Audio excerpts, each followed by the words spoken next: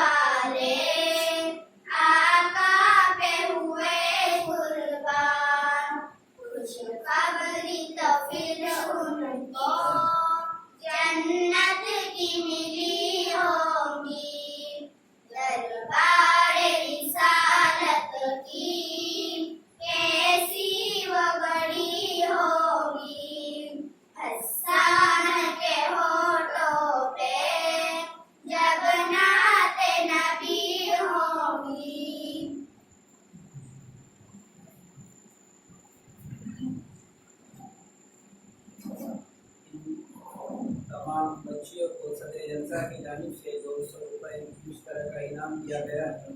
अल्लाह उनके जान में, माल में, ईमान में बरकत अता फरमाए।